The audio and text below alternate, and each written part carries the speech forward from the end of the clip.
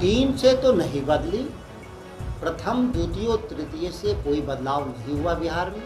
बिहार पीछे गया है। यह सरकार के घोषित आंकड़े के आधार पर मैं कह रहा हूँ, ये मैं नहीं कह रहा हूँ कि कोई मेरा निजी मत है। जो सरकार ने जो आंकड़े प्रस्तुत किए उसमें बिहार पीछे गया है। सरकार ने नीति बनाया है, वो नीति में कितना बिहार के किसानों का फायदा होगा। जब तक इसको हम लोग ड्राफ्ट पेपर या उसको लीगल डॉक्यूमेंट जिसको है देख नहीं लेते हैं, तब तक बहुत साफ तरीके से नहीं बता पाएंगे कि चौथे कृषि रोडमैप से बिहार में क्या बदलाव आए। सुधाकर सिंह किसानों के हित में अक्सर सवाल उठाते रहे हैं और किसानों को लेकर कई बार मुख्यमंत्री नीतीश कुमार के खिलाफ में बयान भी दिया है। अब ऐसे में कल चतुर्थ कृषि रोड मैप का राष्ट्रपति के द्वारा उद्घाटन किया गया है, शुरुआत किया गया है।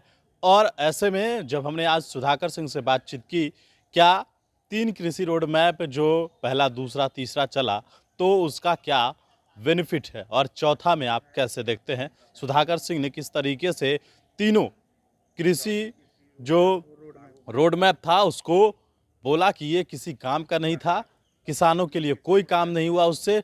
चौथे कृषि में रोड मैप के बारे में उन्होंने कहा है कि अभी हमने पढ़ा नहीं है। क्या कुछ कह रहे हैं सुधाकर सिंह, सुनवाते हैं बयान। महामहिम राष्ट्रपति के द्वारा चौथे कृषि रोड मैप का शुभारंभ किया गया है, कैसे देखते हैं आप इसको?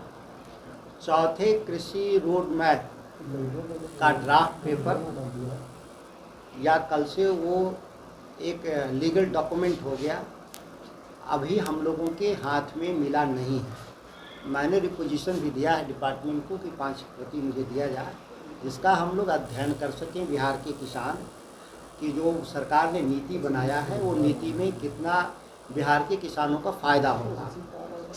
जब तक इसको हम लोग ड्राफ्ट पेपर या उसको लीगल डॉक्यूमेंट जिसको है देख नहीं लेते हैं, तब तक बहुत साफ तरीके से नहीं बता पाएंगे कि चौथे कृषि रोड मैप से बिहार में क्या बदलाव आएगा।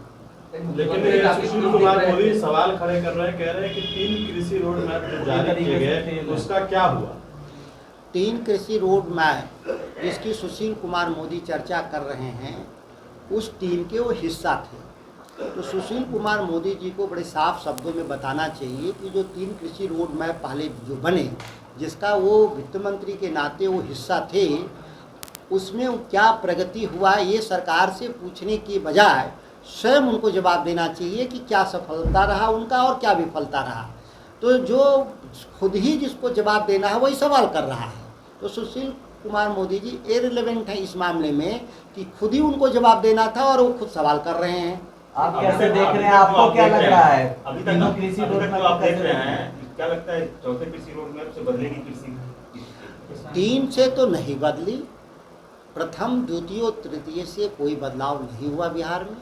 बिहार पीछे गया है। यह सरकार के घोषित आंकड़े के आधार पर मैं कह रहा हूँ, ये मैं नहीं कह रहा हूँ कि कोई मेरा निजी मत है।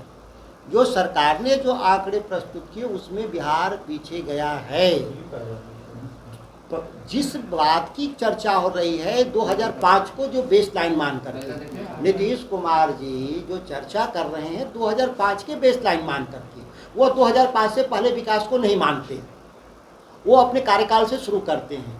तो 2005 से लेकर 2012 के बीच में जो एग्रीकल्चर सेक्टर में बदलाव की बात कर रहे हैं वो सही है या गलत तो बात का विषय है।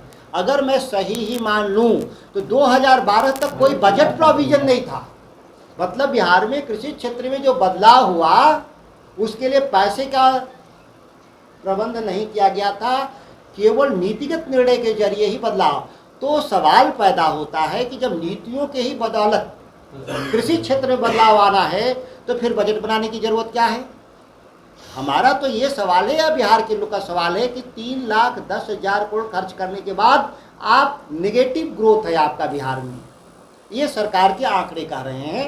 और मैं कई अवसरों पे दिया भी हूँ और साक्ष्य आपको। और 2012 से पहले, अब 8 से 12 में तो पैसा ही नहीं लगाया। जब बिहार सरकार ने पैसा ही नहीं लगाया और फिर भी बिहार में तरक्की हुआ तो क्या माना जाएगा? माना ये जाना चाहिए कि बिना पैसे से जब तरक्की हो रहा है तो पैसा क्यों लगाया जाए? वो पैसे दूसरे कहीं और क्षेत्रों में लगाना चाहिए। मंडी कानून की मांग थी आप लोग की, क्या लगता है इसमें कुछ है उस तरह का व्यवस्था? देखिए, मैंने चौथा कृषि रोड मैप हमारे पास नहीं मिला है अभी, मैंने मांगा है, पहुंचा नहीं है। जो भी आएगा मैं देखूंगा।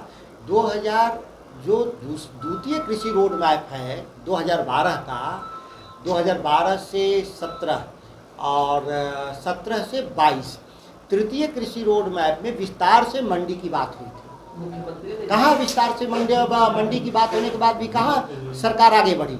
जो सरकार ने खुद ही अपने रोड मैप में पूरा 1.5 पेज में मंडियाँ कैसे बनेंगी, ग्रामीण हाट से लेकर बड़ी मंडियों तक, उसकी चर्चा है 1.5 पेज में, और उस पर एक भी काम नहीं हुआ। आप उसको पढ़ के देख लीजिए रोड मैप में।